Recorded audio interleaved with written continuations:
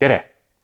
Oled jõudnud kanalile Eduardi autovideod ja täna me ei lähe millegiga sõitma, me ei lammuta mingit mootorit lahti, aga ma tahan jagada sinuga ühte teemat, mis minuni siin mõni päev tagasi jõudis ja seoses seda siis autode varuosa maailmaga ja ka siis kõige selle väga populaarsega, mis praegu maailmas palju kõneainet leiab.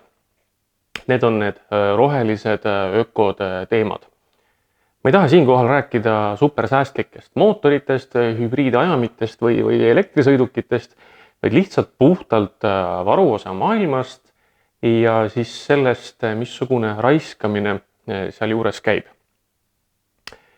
Enne kui ma hakkan sinuga numbreid jagama, mille ma olen endale ilusti kõike juba koduse tööna ette valmistanud, teen sihukese nagu mõttelise sissejuhatuse teemasse.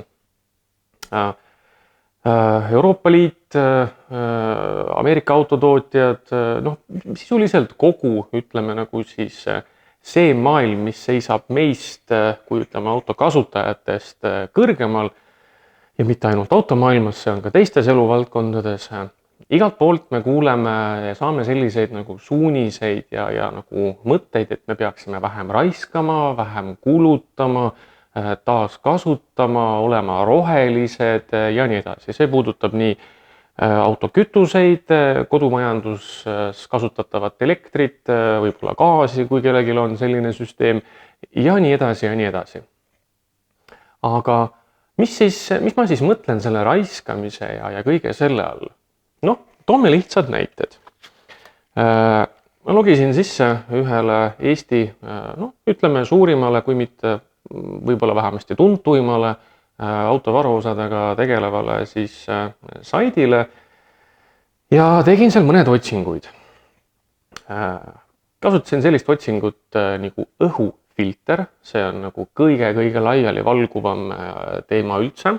Võtsin välja siis otsingust igasugused õhufiltrid, korpused, kinnitustarvikud ja nii edasi, et alles jäi ainult paljas filter. Ja selgus, et Eestis on selle asutuse kaudu võimalik tellida 9573 erinevat õhufiltrit. Muidugi kohe tärnike juurde, nad ei ole kõik tingimata erinevad, vaid need on kõikide tootjate peale pakutavad filtrid kokku. Küll aga läheb teema siin selles mõttes üsna nagu käärima, kui me võtame selle õhufiltri nüüd tehnilise ülesande. Ta on kahtlemata väga oluline komponent automootoris, eriti veel mootori eluiga ja kõike seda arvestades, aga tegelikult on tal täiesti banaalselt lihtne ülesanne. Täpselt nii nagu nimigi ütleb, ta on lihtsalt õhufilter. Ta peab filtreerima siis mootorisse sissemetava õhu peenetest ja tahketest osakestest. Ja õhufiltri, ütleme siis disainimisel või õhufiltri valikul autotootjal, ütleme täpsemalt siis inseneril, tal on tegelikult ülilihtsad parameetrid, mille järgi ta siis filtrit valib. Ta võtab arvesse mootori tarbitavat õhu hulka, selle järgi ta juba oskab enam-vähem projekteerida, kui suur see filter olema peaks, et tal oleks piisavalt pindala, et see ei takistaks mootoril õhu tarbimist. Ta peab arvestama sellega, kus kohas on filter paigutatud, sellest tekib tema kuju ja siis sõltuvalt filtri materjali, tüüpiliselt on see paberilaadne, ta peab siis vaatama ka selle poorsust ja poori tihedust, et aru saada, kui kaua see filter vastu peab, enne kui ta ummistub selle piirini, et ta on tarvis välja vahetada ja seda kõike võetakse siis arvesse ka auto hooldusvälba projekteerimisel. Täpselt samasugune lugu on näiteks ka õlifiltritel, mida mina suutsin leida 11765 variatsiooni. Jällegi see on erinevatest tootjatest kokku pandud tabel. Ja õlifiltri ülesanne on täpselt sama lihtne. Sama lihtne on see ülesanne ka näiteks kütusefiltril. Seal on täpselt samamoodi, on vaja ainult siis teada, mis on filtratsiooni aste, ehk siis kui väikesed osakesed ta laseb läbi ja missuguseid siis mitte. samamoodi tema pindalast ja materjali valikust sõltub tema kütuse läbilaskevõime ja nii edasi. Ma usun, et üldjoontes oleme seal punktis, et ma ei pea nagu enam pikemalt sulle seletama, mismoodi mingid filtrid autos töötavad. Ja mida ma siis mõtlen selle raiskamise all? See on natukene laialivalguv teema, katsu minuga püsida, üritan teha nii, et see ei lähe vandenõusse, aga eks tal võib-olla seda lõhna ka tuleb. Selleks, et nüüd siis tõesti olla roheline ja kokkuhoidlik ja selline taaskasutusele nagu suunatud, meil tegelikult piisaks umbes 100 erinevast õhufiltrist. Võtame erinevad mootori võimsused, erinevad mootorite suurused, ma mõtlen nende füüsiline suurus, ehk siis kui palju ta mootori ruumis ruumi ära tarbib ja sealt meil jääb juba see filtri kuju ja see jääb alles. Ja samasugune lugu on ka kõikide kütusefiltrite ja asjadega, neid muide ma leidsin 13 735 variatsiooni, mida on kõik võimalik hetkel praegu tellida.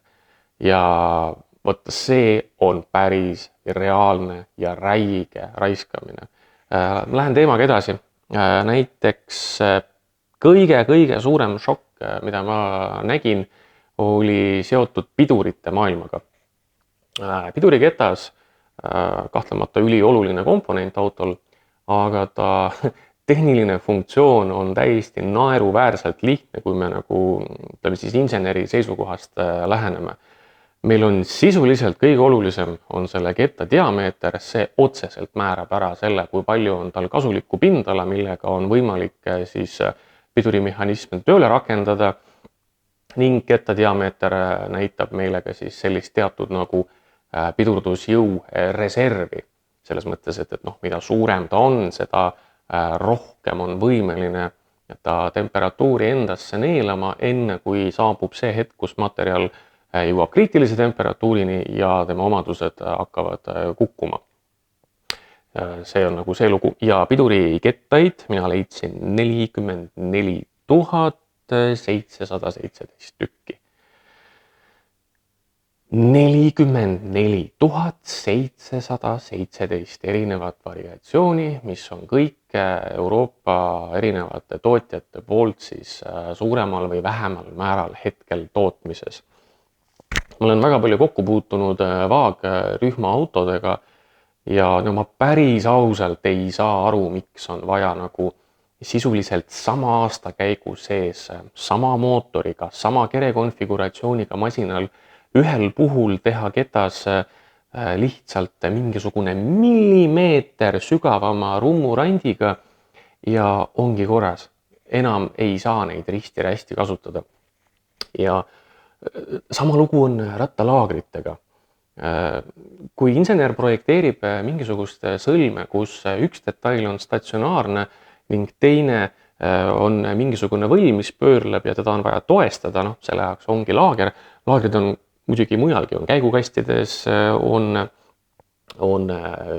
reduktorites, asjades, aga kui me räägime konkreetselt rattalaagrist, siis neid õnnestus mul leida 6748 erinevat. Ja rattalaagreid tegelikult võiks maailmas olla umbes 50, isegi nii palju poleks vaja, sest et kui insener projekteerib seda sõlme, kus nüüd laager läheb kasutusse, teda sisuliselt huvitab 3-4 parameetrit. Üks on loomulikult füüsilised mõõtmete piirid, kui suur või väike see konkreetne laager peab olema. Teine on see, teda huvitab, missugune kaal elab sellel laagril seljas, missuguste pööretega see laager tööle hakkab ning missugused on murdejõud.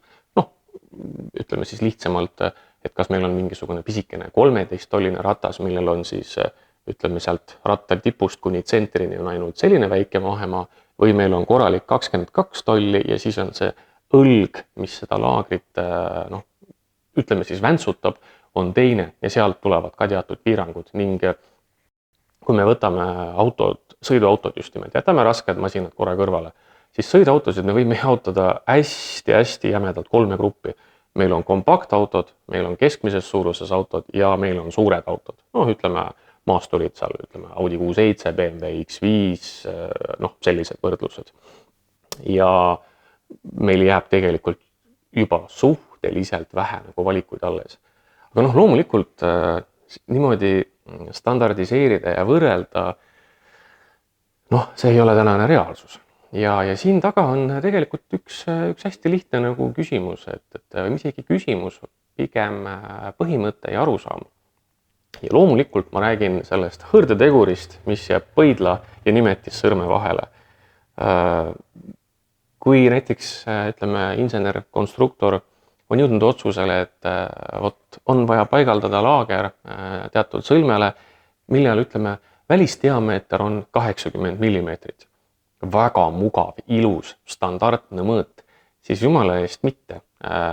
Autotootja võtab ühendust laagritootjaga ja palub toota omale laagri 80,9.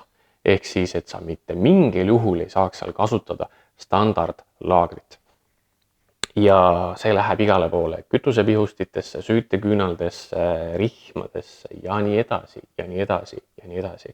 Käib tohutu võitlus individuaalsuse ja omataolisuse nimel, et seda sisuliselt ka foorumites peetakse surmapatuks, kui sa võtad näiteks Audi küljest mingi detaili ja paigaldad selle BMW külge või vastupidi, et see tekitab paksu verd ja tuliseid emotsioone nagu kindla peale. Aga see ongi see koht, mis viib meid sinna raiskamise juurde. Kui me vaatame, mis seisus on täna Euroopa autotootjad ja nende numbrid ei ole aastakümneid näidanud selliseid trende, nagu nad näitavad täna. Mercedes näiteks põhimõtteliselt teisest maailmasõjast ja ka tegelikult selle kestel olnud inseneriteaduse absoluutne tippsaavutus. Täna kasutab Mercedes oma 4-silindriliste diiselsõiduautode kapoti all Euroopa üht vaata, et kõige odavamat tootjat ja see on Renault. Et mis toimub? Mercedese võib-olla tänane kõige uhkem kaart on muudetavate värvitoonidega salong. Ma ei tea, see ei ole minu arust tehniliselt väga muljetavaldav, see läheb pigem sinna mänguasjade valdkonda, kuivõrd päriselt tehniliselt nagu kõrgtehnoloogilise ja sellise nagu inseneri nagu meistriklass. Ja müüginumbrid räägivad samas keeles, eks ju. Volkswagen tuli välja hiljuti pressiteatega, et hakatakse Saksamaal tehaseid sulgema. Tõsi küll, need on elektriautode teemaga seotud, elektriautode müük neil läheb praegu üsna nigelalt, mille üle ma otseselt väga kurb ei olegi, aga 100 aasta jooksul ei ole Volkswagen Saksamaal kunagi tehast sulgenud ja samal ajal käib selline standardite kruvimine ning täiesti sihilik ressursside mahalõikamine. Ja ma ei ole mingi vandenõuteoreetik, lihtsalt läbisõidunumbrid ja remontide mahud räägivad siinkohal selges keeles. Eks mootorite vastupidavus, täna ja 30 aastat tagasi, need on erinevad ja sellel on väga-väga palju laiesid põhjuseid lisaks sellele, et nad lihtsalt on kehvad. Võime sellest teha kunagi teise video, täna ei ole see nagu prioriteet. Küll aga olen täiesti kindel, et kui toota autosid niivõrd standardiseeritud lihtsal kujul, et meil on, väike laager, keskmine laager ja suur laager, meil võiksid need autod maksta julgelt kolmandiku vähem. Aga nad ei tee seda. Ja ei hakka kunagi ka tootjad niiviisi käituma, sest et see hetk, kui oled sa soetanud omale uue auto, vahet ei ole, mis marki tema on, siis ega sellel hetkel ei ole autotehasel veel käibeandmikus kõik jooned rohelised. Sa oled teinud küll väga suure sammu, sa oled nende kassat oluliselt täitnud, aga siis järelmüük on see koht, kus tuleb veel väga-väga suur osa juurde. Ja järelmüük ei kesta ainult nii kaua, kuni auto külastab esindust. Miks meil on see laager siin 80,72 millimeetrit, mitte mingi standard? Sest et see sama tootja võtab patendi sellele laagrile, sellele mõõdule, ta fikseerib selle kui enda oma. Ja nüüd isegi siis, kui see tramm on meil 15-aastane ja esinduse puhtast töökojast võib vaid und näha ja see laager soetatakse kusagilt B-grupi riiulitest, siis väike sent läheb ikkagi algsele tootjale tagasi. Ehk siis taas kord põidla ja nimetissõrme vahele jääv hõõrdetegur on see, mis tegelikult seda turgu tüürib. Aga mis olukorda paneb see meid, tarbijaid või ka ütleme remontijaid? Remontijatel on alustuseks vaja leida 44 717 laagri seast sinu autole see õige. Tihtilugu see ei õnnestu ja see tavaliselt toob väga selliseid, kuidas viisakalt öelda, keerulisi emotsioone siis teenusepakkuja ja teenuse tarbija vahele. Teine, mida see olukord loomulikult kaasa toob, on, ma ei väsi kordamast. Ja siis samal ajal räägib meile mingisugune kõrgem organ, olgu ta kohalik riigivalitsus oma väga uhkelt kõlavate ministeeriumite nimedega või olgu see Eurokomisjon või keegi kolmas organ, mida ma hetkel võib-olla ei oskagi peast öelda, siis meie peaksime vähem tarbima ja me peame pakendeid sorteerima ja me peame põhimõtteliselt kilekoti sisse puuksu varsti laskma. Aga mis tegelikult toimub selles maailmas, kus päriselt suured rahad liiguvad ja kus käib päriselt metsik saastamine? Näiteks, korra puudutame seda mootorite maailma. Tänased automootorid suures osas on valmistatud materjalidest, mis juba kas on tulnud ümbertöötlemisest või vähemasti on neid võimalik ümber töödelda. Ja sellega autotootja ilusti sätib oma kraed, tõmbab vuntsi sirgeks, kohendab lipsu ja ütleb, et recycling ja green energy ja kõik sellised muud ilusad kõlavad klišeed ja ökonoomsed ja rohelised mootorid kahjuks ei saagi kesta 500 000 kilomeetrit või kauem. Siin võib-olla on ka isegi mingisugune gramm tõde, aga see ei ole kindlasti mustvalgel kujul nii. Aga nüüd nendele igasugustele puukallistajatele ja muudele sellistele roheveidrikele, ma ei ole roheliste asjade vastu, mulle ka meeldib mõte, et me kulutame vähem kütust, saastame vähem õhku ja raiskame vähem, see on hea. Aga kui me vaatame, kuidas on see päris maailmas implementeeritud, siis kuidagi nagu see jõukõver on nagu meist mööda. Et nendele tagasi sinna puukallistajate juurde siis, kui me võtame ühe sõiduauto mootori, mille ütleme siis eluiga on seal 100-150 000 kilomeetrit, see kõlab naeruväärselt vähe, aga kahjuks selliseid mootoreid täna on juba küll ja veel. Need on tüüpiliselt sellised liiter või natukene peale töömahuga mootorid, mis on turbolaetud, need ei kipu kaua kestma. Aga nüüd, kui me räägime, et see mootor on nii hirmus roheline, seal tuleb CO-d torust välja ainult sama palju kui magava kassi ninast ja kõik on nii imeilus, siis palun mine vaata korra metalli valukotta ja vaata, kui räige energia seal põleb, et sellest pisikesest ökomootorist uuesti mingisugune kasulik kaup teha. Samal ajal, kui oleks võinud teha mingisuguse päris mootori, teha selle päriselt ka rauast, see oleks 500 000 kilomeetrit maha põrisenud ja taastootmisvajadust ei oleks niipea tulnud. Tõsi, see hetke, kui ta oma 500 000 täis põriseb torust, ma mõtlen väljalasketoru, sealt just võilille lõhna ei tule. Kuigi, kui see kõik läbi arvutada, et kui palju loodus saab peksa, kui toodetakse neid imelisi heitgaaside töötlussüsteeme ja tänaseks ka juba igasuguseid lisavedelikke. Ja kui see kõik summaarselt kokku arvutada, siis kus see sääst tegelikult on? Ma loodan, et minu vaatajate seas on kedagi, kes päriselt oskab selle arvutuskäigu korrektselt läbi teha, sest see on tõesti väga huvitav küsimus.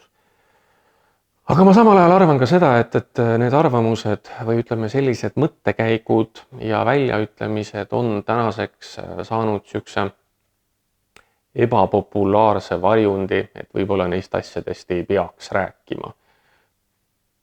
Noh, eks paistab, kas võetakse see video maha, pannakse mind vangi, vaevalt küll.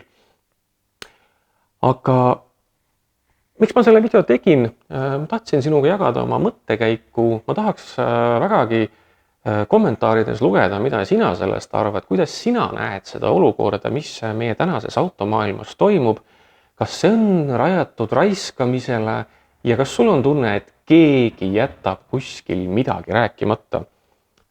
Minu eelnevad väljaütlemised ei ole suunatud otseselt ühegi tootja vastu ega ühegi valitsuse vastu. Need on minu mõtted, minu emotsioonid, mis on tekkinud, kui ma olen seda olukorda enda ümber vaadelnud. Anna mulle teada, kuidas sulle see asi tundub. Ja võib-olla on sul mõni hea mõte mõneks järgmiseks videoks. Võib-olla peaksime need vähekestvad ja kauakestvad mootorid ühes videos lõpuks ära lahkama. Anna teada. Seniks kuniks aga aitäh sulle, et sa leidsid aega selle video läbi vaadata ja näeme peagi.